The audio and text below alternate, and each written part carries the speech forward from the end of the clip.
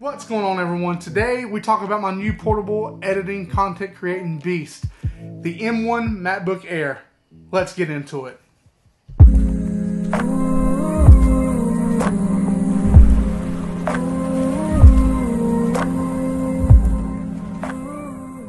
What's going on, everyone? My name is Phillip Gibson and welcome back to the channel.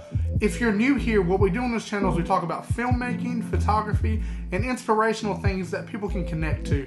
If that's something that you think that you might enjoy, why don't you consider hitting the subscribe button and the like button down below. Now, to answer the question, why did I purchase the M1 MacBook Air? Truth be told, I went down the YouTube rabbit hole. I mean, I watched review after review after review about the M1 MacBook Air.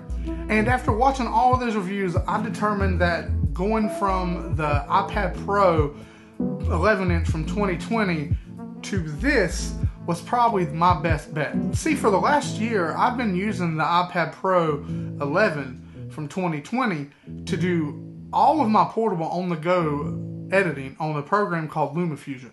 And yes, LumaFusion has been great, and it has given me the opportunity to be able to make a bunch of videos while I'm not been able to be at my desktop computer.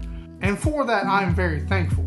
I've gotten really used to using the iPad, and I've gotten really used to using LumaFusion, but I think that it's more important moving forward, especially for the quality of my filmmaking, to ensure that I'm using the same program between my desktop computer and my portable editing machine. And yes, I am very thankful for the work that I've gotten to do on this iPad, and I am very thankful for getting to know and learning how to use LumaFusion.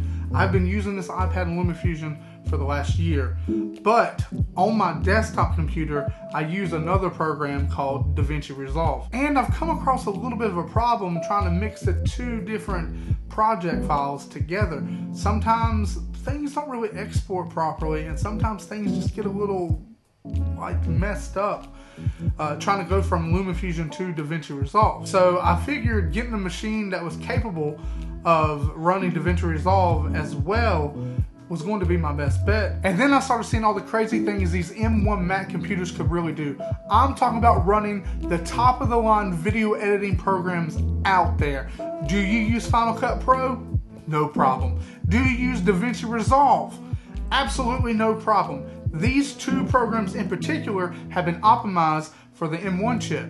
Now, if you do use Adobe Premiere and After Effects and some of the other Adobe products, they haven't been exactly optimized for the chip just yet, but they do use an emulator that allows you to run the programs on the M1 Macs called Rosetta. And from what I can tell, there have been a little bit of issues with those editing programs, but people have still been able to use them editing 4K footage with absolutely no problem. And like I said before, this desktop computer runs DaVinci Resolve as my main editing program. This desktop computer has a Ryzen 7 3700X CPU. It has 32 gigabytes of memory.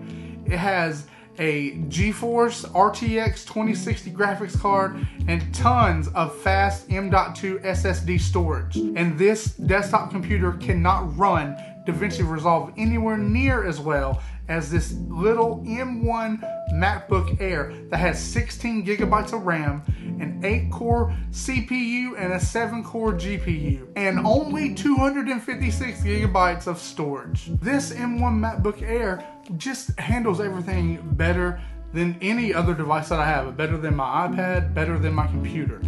And that is so crazy to me. This thing only has 16 gigabytes of RAM. Only 16 gigabytes of RAM, and it can do anything and everything that my 32 gigabyte of RAM computer can do. And that is just so insane to me. And it does it better. It absolutely just smashes anything that I throw at it. I mean, this video right now is being edited on this MacBook Air.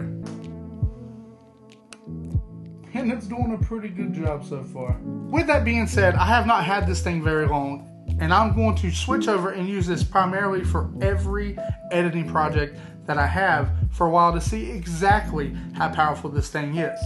I will come back later on with a more extended review to let you know how I feel about this after using it for a while. I hope that you enjoyed this video. I haven't had this MacBook Air very long, but I'm very excited about using it and seeing how my workflow speeds up and just gets more smooth. Because hey, let's face it, That's important. Being able to do your work in a more efficient way is always important, very important. Once again, my name is Phillip Gibson. Stay focused and capture everything. Take it easy.